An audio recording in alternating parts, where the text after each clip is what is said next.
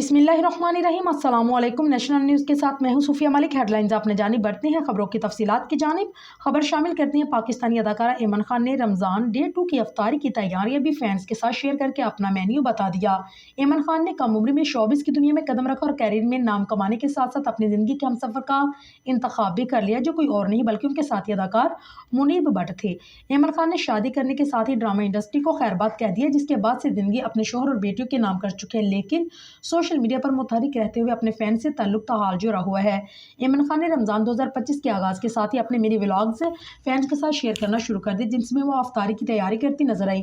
ऐमन खान ने इंस्टाग्राम पर पहले अफ्तारी की तैयारी पर मबनी मिनी व्लॉग शेयर किया था, जिसके बाद उन्होंने दूसरे दिन का अहवाल भी सोशल मीडिया की जीनत बना दी और कहा कि जितना मुझे प्यार मिला पहले व्लॉग के बाद, तो मैंने सोचा जब तक मैं इस सिलसिले को जारी रख सकती हूँ रखूंगी।